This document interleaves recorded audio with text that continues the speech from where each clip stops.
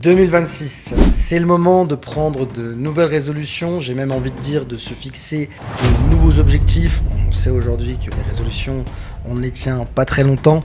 En tout cas, voilà, aujourd'hui, dans cette vidéo, je vais vous montrer comment je recommencerai ma carrière de trader, plus précisément de trader intraday, de day trader, si je devais repartir de zéro.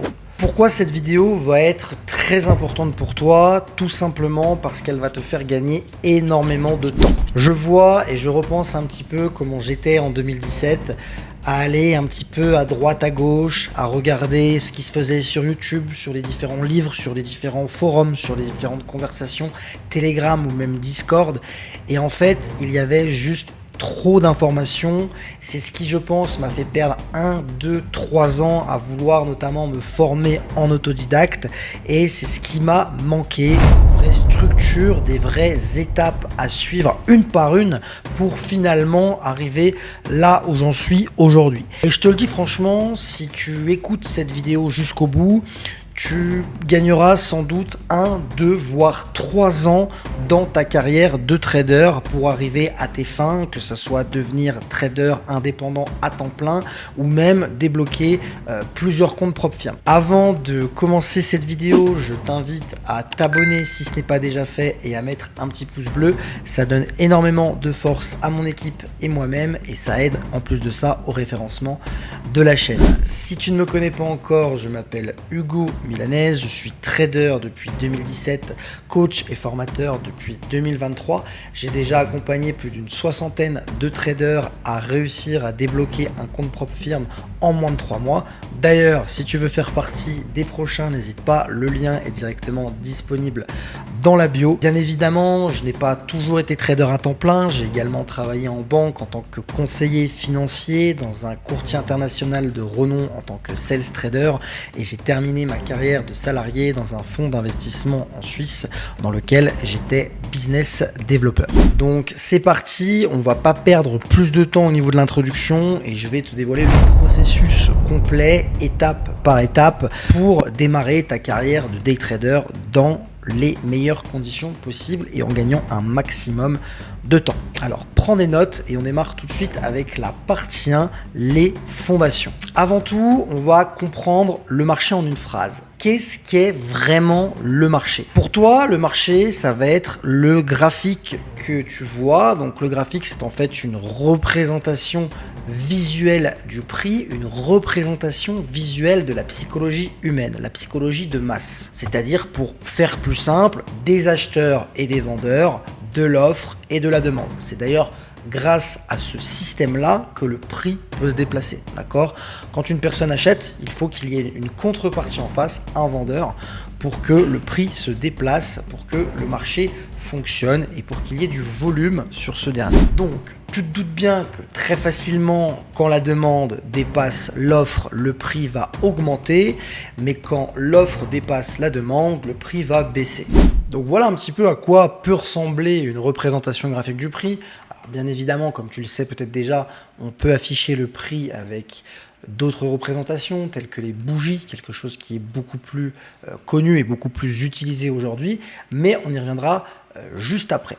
Donc tu le vois, le marché monte, baisse, c'est en fonction encore une fois de l'offre et la demande. Les acteurs, c'est-à-dire les acheteurs et les vendeurs, vont finalement créer de la volatilité, et c'est nous ce qui va nous intéresser. La volatilité et le volume sont hyper importantes sur le marché pour pouvoir trader de manière efficace, d'accord? Donc de ce fait, il faut quand même choisir des actifs, des classes d'actifs qui vont nous apporter ce dont on recherche, c'est-à-dire volume et volatilité. Sans ça, on risque d'avoir quelques problèmes d'exécution, etc., etc., et ça va pas forcément être top. Donc, ne commencez pas à aller sur des paires peut-être un petit peu molles comme l'euro CHF. Vous voyez que l'euro CHF, sur les dernières années, sur les 2 dernières années, depuis 2024, il ne se passe presque rien. C'est une paire qui n'est pas du tout volatile. Donc, sur ce genre de marché, on s'ennuie, on attend beaucoup avant de prendre des signaux, etc., etc. C'est pas vraiment terrible, d'accord ?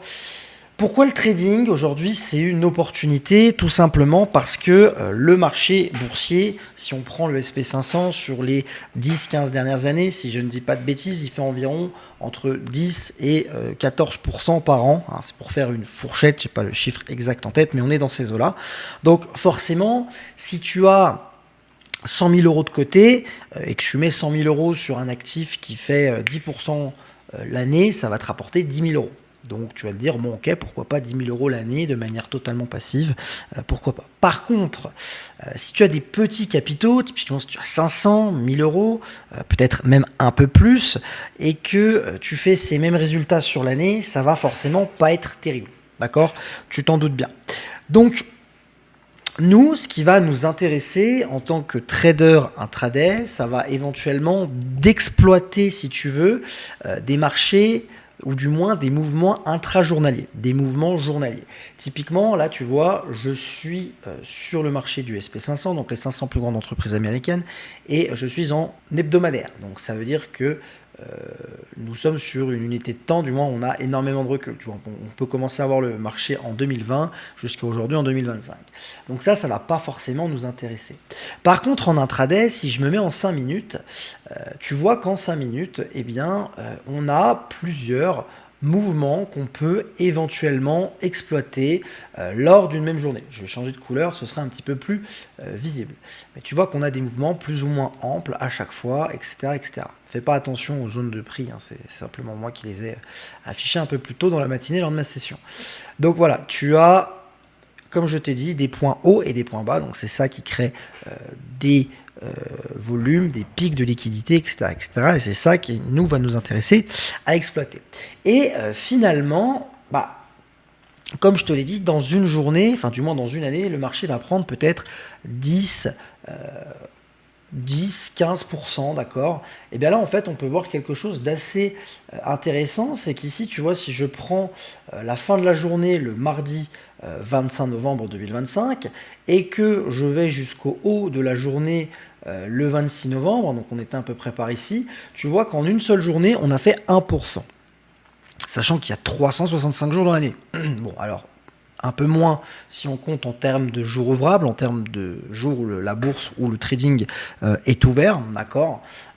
Mais voilà, exploiter 1% par jour, là tout de suite, ça devient plus intéressant. Donc nous, en tant que trader intraday, que trader intrajournalier, c'est ce genre de mouvement qui va nous intéresser, d'accord. Donc je répète rapidement, ici, on fait des 10, 15, 20% peut-être annuels sur certains actifs. Mais par contre, ici, on peut avoir des mouvements assez violents en 1-2 jours qui font rapidement 1, 2, 3% de marché. Tu vois que par exemple ici, hein, si je repars d'un peu plus loin, on a fait 2,5% seulement en 2 jours. Donc beaucoup plus intéressant à exploiter et c'est ça qui va encore une fois nous intéresser, nous en tant que trader intraday. D'accord ? Ensuite, évidemment, tu vas avoir besoin d'outils pour faire ça, d'accord? Donc pour moi, tu vas avoir besoin d'uniquement 3 outils, d'accord? Pas un de plus. Le premier outil, ça va être une plateforme de trading. Donc par exemple, ici, je suis sur TradingView, je pense que tu la connais déjà. Il y en existe plein d'autres. Il va exister MetaTrader, NinjaTrader, Camtower, Sierra Chart, Atas. Bref, il y a toute une panoplie de Tradeovate, les plateformes spécialisées des propres firmes, les plateformes spécialisées des brokers. Bref, il y en a énormément. Donc ça va vraiment être la base de ton opération. C'est-à-dire, c'est là où tu vas pouvoir analyser, tracer des courbes. Par exemple, voilà, tracer une zone de support ici. Tu vas pouvoir te dire, ok, donc là, j'ai eu telle ou telle clôture de bougie, donc je vais pouvoir rentrer en position. Par exemple ici, tu vois, on pourrait tracer une zone et se dire que quand on a un retour sur cette zone comme ici, on pourrait rentrer en position pour aller chercher plus haut, etc. etc. Je gribouille un petit peu pour que tu comprennes. Donc ça va être hyper important. Ensuite, il va falloir que tu trouves un courtier ou une propre firme. Alors un courtier, si tu veux déposer ton argent personnel et si tu as déjà des fonds importants, ça peut être très intéressant. Bien évidemment, si tu commences, je te déconseille de mettre toutes tes économies sur un broker, qu'on soit bien d'accord. Tu peux commencer encore une fois avec 500 000 euros pour te familiariser, pour t'habituer à t'exposer, à rester en position, à tester un petit peu tes stratégies, ta psychologie, ça c'est hyper important. Ou si tu n'as pas beaucoup de fonds disponibles et si tu veux directement être dans le bain avec une discipline, un cadrage, tu peux directement te tourner vers les prop firms. D'accord? Aujourd'hui, encore une fois, des challenges prop firms, c'est très peu cher, c'est très peu onéreux, tu ne risques pas ton propre capital et au moins tu dois respecter une structure, des règles qui te sont imposées par la prop firm pour pouvoir derrière ne pas prendre de mauvaises habitudes. Voilà. Et la troisième chose dont tu as besoin et qui malheureusement ne fait pas plaisir à tout le monde parce que c'est très pénible à faire, c'est de tenir un journal de trading. Encore une fois, c'est crucial, j'ai fait plusieurs vidéos où je parle de ça, mais tu dois absolument traquer tes données. Tu dois traquer tes trades, tes résultats, les horaires de trading, le nombre de confirmations, etc., etc. Il y a énormément de choses que tu peux traquer, d'accord ? D'ailleurs, je fais une petite aparté, mais si tu veux avoir accès à tout ce type d'outils et même une structure beaucoup plus poussée, comme je te l'ai dit en début de vidéo, j'accompagne les traders à obtenir leur compte propre firme en moins de 3 mois. Le lien pour réserver un appel gratuit est directement disponible en bio. Je te laisse cliquer dessus et faire ton inscription si tu le souhaites.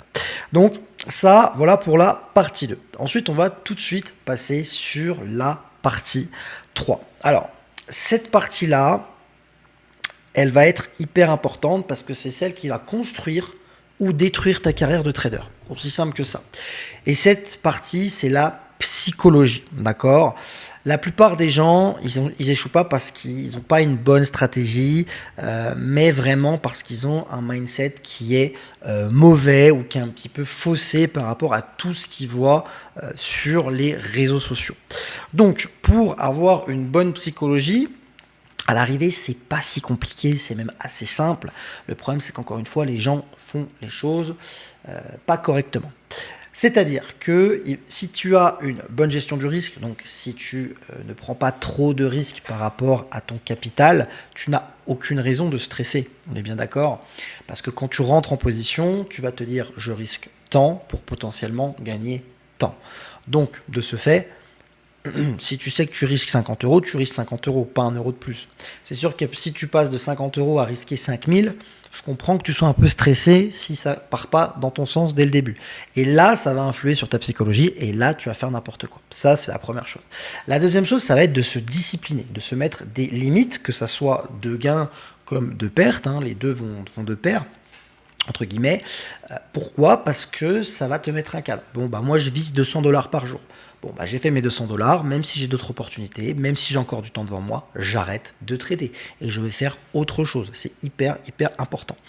Pareil, si tu fais trop de pertes, et bah plutôt que commencer à vouloir surtrader, faire du trade revenge, etc., arrête de trader, reviens demain. Les marchés seront toujours là, ils vont pas s'envoler. Il faut vraiment comprendre ça. Et ensuite, si tu as une bonne psychologie, que tu as une bonne stratégie, que tu as backtesté et que tu as écrit dans ton journal de trading dont j'ai cité juste avant, tu n'as aucune raison, si tu as testé cette stratégie sur un gros échantillon de trade, que ta stratégie, ou du moins que tu n'aies pas confiance en ta stratégie. Donc si tu as confiance en ta stratégie, si tu as un trading structuré avec des règles, des limites, et si tu gères ton risque correctement, tu n'auras pas de problème de psychologie. Et toutes les personnes qui ont un problème de psychologie, c'est forcément dû à ces trois choses-là. Les gens disent généralement, le trading, c'est 80% de psychologie. Oui et non. Effectivement, c'est la psychologie qui va vraiment beaucoup, dans certains cas, déterminer si tu vas être rentable ou pas. Mais par contre, ce que les gens ne disent pas, c'est que la psychologie est liée à ce que je viens de te citer juste avant. Donc, stratégie, gestion du risque et règles, structure, encore une fois. Donc, il faut vraiment que tu fasses attention à ça, d'accord. Il y a vraiment 3 grosses croyances à détruire. Ça va être perdre, c'est-à-dire que perdre, les gens pensent que perdre en trading c'est mauvais parce que t'es pas bon, etc. Non, les pertes, si tu veux, c'est le coût de ton apprentissage, hein, tu ne peux pas, c'est un investissement, d'accord. Maintenant le truc c'est que quand tu perds, encore une fois, tu notes sur ton journal de trading et il ne faut pas répéter la même perte de la même manière parce que alors là tu auras payé ta perte pour rien, donc ce serait ridicule. Mais perdre, c'est un petit peu le prix à payer pour derrière avoir des opportunités de gain, d'accord. Ça peut pas toujours fonctionner. Ensuite, c'est pareil, si tu as tort, c'est pas grave, d'accord. Tu peux perdre, comme tu le sais, en fonction du risk-reward, 70% du temps et quand même être rentable, d'accord. Alors bon, je suis pas forcément fan des gros ratios risk-reward, je pense que si tu me connais déjà, tu le sais, mais c'est pas grave, d'accord. Et il y a aussi une croyance à enlever, c'est que si tu fais de l'argent, c'est que tu es un bon trader. Et bien pas du tout. Pas du tout, et je pense que beaucoup ont ce syndrome un petit peu de l'imposteur ou cette chance du débutant, appelez ça comme vous voulez. C'est-à-dire que beaucoup pensent qu'ils vont faire de l'argent et donc ça veut dire qu'ils sont bons. Ouais, mais non, parce qu'en fait, tu peux avoir un peu de chance pendant 2 semaines, 1 mois, 2 mois peut-être. Bon, généralement, ça va pas au-delà.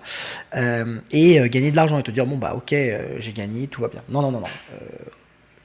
Pose tout de suite les bases, une structure, ne traite pas au feeling, d'accord, ça ne marchera pas à long terme. Et de toute façon, si tu n'écoutes pas ce conseil, je pense qu'à un moment donné, tu te prendras une claque et tu te diras, bon bah en fait, il l'avait dit, il avait raison, j'ai pas voulu écouter. Donc voilà, la vraie formule du succès, c'est vraiment tout ce que je viens de te citer juste avant. Donc je ne vais pas forcément me répéter, mais je pense que tu as compris. En tout cas, voilà, le trading, c'est pas avoir raison tout le temps. Personne n'a raison tout le temps d'ailleurs, mais le trading, ça consiste à gagner plus que perdre, surtout à gagner plus quand tu as raison plutôt que quand tu as tort en fait. C'est ça qui est hyper important, d'accord. Toujours garder un risque sous contrôle. Et toujours suivre un processus qui est répétable. Encore une fois, c'est mathématique, d'accord. Ça reste des maths, ça reste des mouvements mathématiques, un petit peu, on pourrait dire ça. Hein. Donc c'est pas quelque chose qui doit être émotionnel.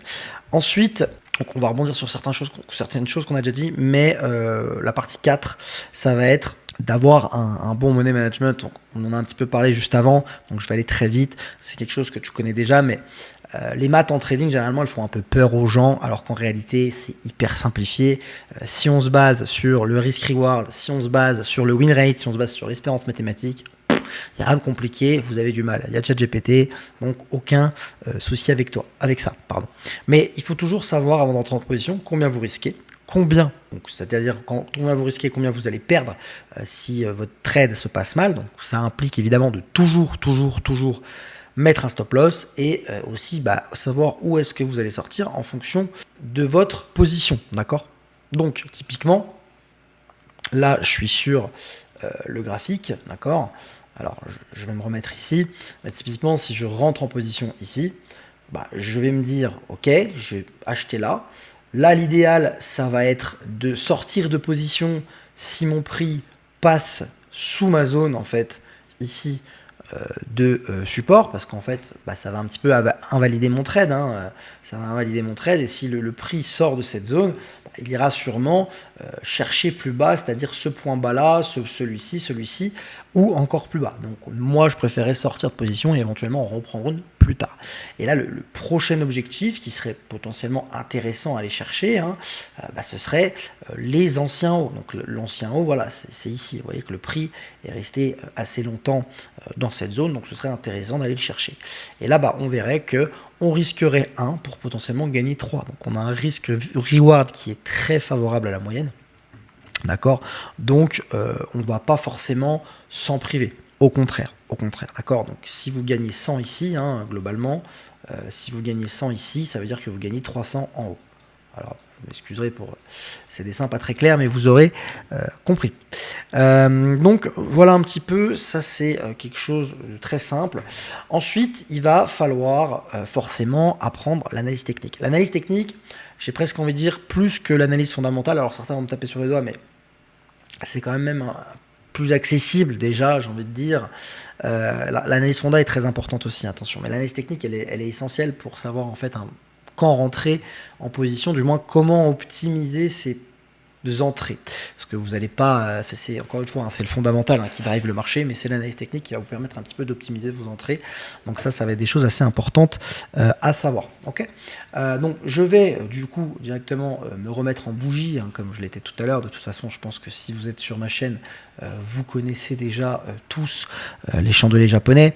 Donc chandeliers japonais, je rappelle, vous avez 5 informations, le prix d'ouverture. Alors par exemple, si je vais zoomer sur Voilà, on va prendre un chandelier plutôt pas mal. Voilà.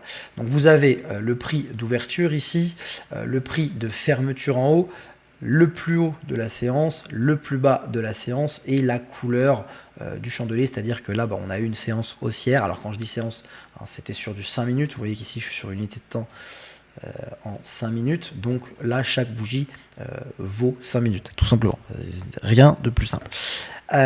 Faut savoir que ces bougies, en fonction de ce qu'elles vont vous donner comme représentation, typiquement cette bougie-là peut vous donner une certaine représentation. Donc il va falloir un petit peu apprendre dans un premier temps, c'est vraiment ça qu'il faut apprendre, les différents chandeliers, les différentes figures chartistes qui existent, savoir analyser, faire un plan. Donc faire un plan, encore une fois, là aussi vous avez plein de vidéos sur ma chaîne YouTube que vous pouvez retrouver, mais faire un plan, ça veut dire tout simplement tracer des zones de prix, comme je l'ai fait ici. Par exemple, où là par exemple voilà, il y avait une zone de prix, on avait un haut ici, quand le prix est revenu, voilà, paf, on avait une petite réaction. Là pareil, vous voyez qu'on est revenu, donc c'est le trade que je vous ai montré juste là tout à l'heure, hein, avec de nouveau avec le graphique en ligne, je vais y arriver. Vous voyez que là on est revenu dessus, on a fait un pullback sur cette zone et derrière, pouf, le prix est reparti beaucoup plus haut, d'accord, il est allé chercher finalement même sa zone d'après. Donc ça, c'est des choses qu'il va falloir que vous appreniez. C'est comme ça que vous allez pouvoir mettre en place, mettre en œuvre votre méthode, d'accord. Chose hyper importante aussi, ça va être d'apprendre les tendances. Donc ça aussi, je pense que vous commencez à connaître, mais par exemple une tendance haussière, c'est quand on a des hauts de plus en plus hauts, et une tendance baissière, c'est quand on a des bas de plus en plus bas. Donc ça, c'est des choses hyper importantes. Vous avez aussi la tendance neutre, où on a des hauts et des bas qui sont, qui oscillent du moins à peu près entre deux bornes sans jamais prendre de vraie direction. Donc ça, c'est d'ailleurs la première chose que vous devez faire en arrivant sur un graphique, hein. C'est vraiment regarder comment est la tendance pour pouvoir trader en son sens, parce que c'est beaucoup plus facile de trader dans le sens de la tendance que de trader contre. Ensuite, un outil que je vous conseillerais d'apprendre très rapidement, enfin du moins très rapidement, c'est surtout même en priorité, ce serait l'outil de Fibonacci. Alors Fibonacci, il est là, donc vous pouvez par exemple dans une tendance baissière tracer votre Fibonacci du point haut vers le point bas, d'accord, et vous pouvez attendre certains niveaux intéressants. Donc là, pour les puristes du Fibonacci, et oui, il n'y a pas tous les niveaux, c'est bon, Fibonacci spécial, mais voilà, les niveaux importants, ça va être le niveau des 50% et un petit peu cette, et du moins cette zone des 0,62, 0,79%, parce que voilà, quand on a un flux comme ça, on a un mouvement baissier, donc nous, ce qui va nous intéresser, c'est de reprendre le flux dans le sens de la tendance, c'est de reprendre ce mouvement baissier, hein, aussi simple que ça puisse paraître, et on va devoir attendre forcément au moins le niveau des 50%, voire la zone du dessus, pour essayer d'aller chercher quelques ventes par-ci par-là. Donc là on voit que ça a fonctionné quand même à plusieurs reprises avant de finalement aller plus haut. Ok, le Fibonacci, c'est un outil qu'il faut que vous appreniez. Là aussi, vous inquiétez pas, il y a une vidéo sur ma chaîne, d'accord. Ensuite, il va falloir apprendre un petit peu à repérer les zones de gap. Là encore, vous inquiétez pas, il y a une vidéo sur ma chaîne. Mais typiquement, les gaps, c'est hyper intéressant. Pourquoi? Parce que le prix, donc un gap, c'est simplement un trou de cotation. Par exemple, là, on a fermé ici et on a ouvert ici le lendemain matin. Donc ça crée, si vous voulez, un trou d'air sur le marché. Et ce trou d'air, il va très souvent venir être recherché, venir être comblé. Et on aura souvent des réactions un petit peu comme sur les zones de support-résistance. Vous voyez qu'ici, quand on est revenu sur ce gap, on a eu des petites réactions. Également ici, hier matin, hier et même ce matin, quand le prix est revenu ici, le prix a rejeté, et également ici sur cette mèche. Donc c'est des niveaux qui sont hyper intéressants. Ensuite, ce que je vous conseille vraiment, c'est d'apprendre un petit peu tous les conseils de liquidité qui sont un petit peu à la mode aujourd'hui. Alors encore une fois, c'est des mots qui pour moi sont à la mode, hein. C'est juste des mots modifiés. Il y en a qui vont vous dire bon ici on a de l'imbalance ou une fair value gap, bref peu importe. Pour moi tous ces mots là c'est du bullshit, d'accord, c'est des mots qui viennent qui sont déjà connus pour d'autres raisons, mais apprenez ces concepts parce que ça va vous donner une narrative en fait à votre trading, et ça peut être intéressant pour vous pour peut-être mieux comprendre comment le prix se construit, comment le prix se déplace. Ok. Ensuite, il va falloir, et ça va être un des moments aussi les plus importants, construire votre stratégie. C'est-à-dire que là, c'est bien, vous avez appris tout ce qu'il y avait côté technique, d'accord. Maintenant, il va falloir transformer ça en stratégie rentable, d'accord. Donc encore une fois, des stratégies, il y en a 50 000, elles vont dépendre des traders, il y a des stratégies qui vont être meilleures que d'autres. Je reviens juste sur ce que j'avais dit juste avant, j'ai oublié. Après que vous avez appris un petit peu tous ces concepts de liquidité, n'hésitez pas à apprendre tout ce qui touche à l'order flow, au trading de volume. Donc c'est du trading un peu plus professionnel, où vous allez avoir une vision de marché bien plus profonde. Vous allez voir le nombre, par exemple, de contrats acheteurs et vendeurs échangés sur chaque ligne de prix. Et du coup, ça va vous donner un avantage statistique conséquent par rapport aux personnes qui se servent uniquement de ce genre d'outils. Pareil, ce genre d'outils, j'explique tout dans ma formation. Donc encore une fois, le lien est en description si vous voulez réserver un appel, je répète, gratuit pour en parler. Donc, on revient sur la partie construire sa méthode. Donc, maintenant que vous avez appris pas mal de choses, que vous savez vous débrouiller, j'ai envie de vous dire, sur un graphique, eh bien, il va falloir observer, c'est-à-dire il va falloir passer du temps devant le graphique, il va falloir backtester sur TradingView par exemple.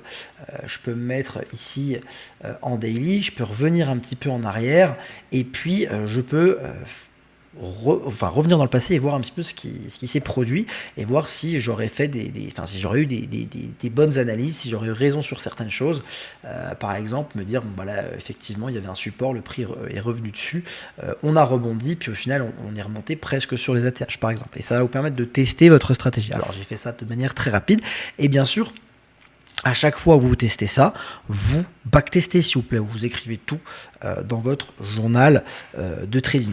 Ensuite, une fois que vous avez réussi à repérer les tendances, à faire un plan, à construire un petit peu votre stratégie, il va falloir vous créer des règles, c'est-à-dire à quel moment vous rentrez en position, à quel endroit vous placez votre stop loss, par rapport à quoi, à quel endroit vous placez votre take profit, pardon, ça aussi on en a parlé, combien vous risquez.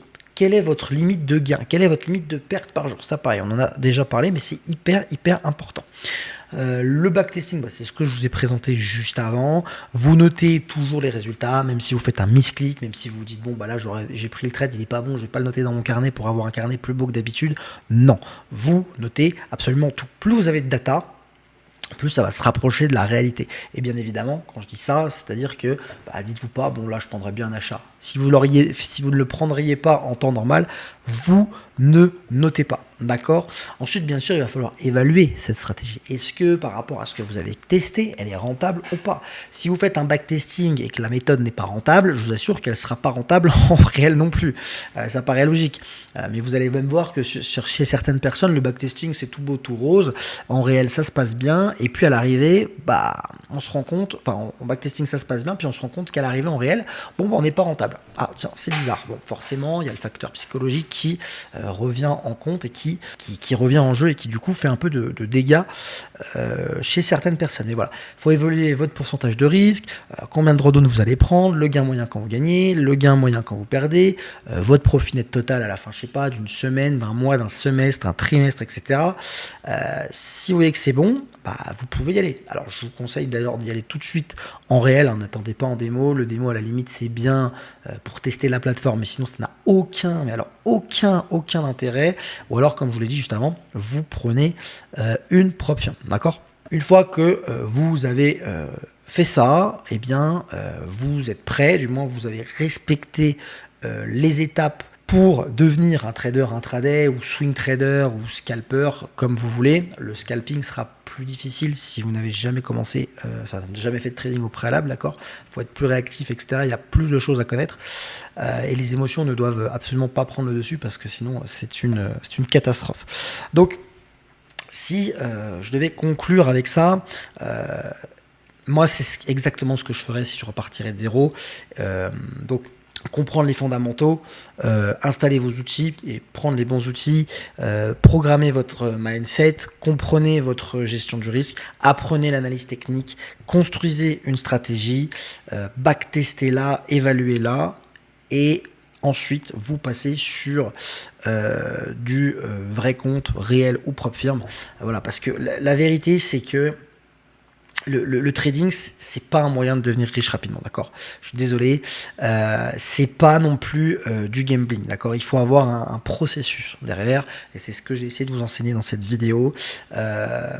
C'est pas non plus réservé au génie, d'accord? Il y a plein de gens qui sont bien plus intelligents, bien plus bêtes que moi, et qui ont certainement des meilleurs résultats, ou des moins bons aussi. Mais ce que je veux dire, c'est que il y a tout. Par contre, voilà, ce qu'il faut comprendre, c'est que le trading, c'est un métier, c'est une question de probabilité, d'accord? Il faut tout probabiliser en trading et de gestion du risque, et accessible, bien évidemment, si tu es prêt à apprendre et être patient. Si j'avais un dernier conseil à te donner, c'est commence petit, teste longtemps, ne te brûle pas les ailes, ne risque pas plus que ce que tu peux vraiment te permettre de perdre, et surtout, journalise tout, d'accord? Je sais que je suis chiant avec ça, mais c'est hyper important. Donc, encore une fois, si cette vidéo t'a plu, petit pouce, petit commentaire, et surtout, à très bientôt.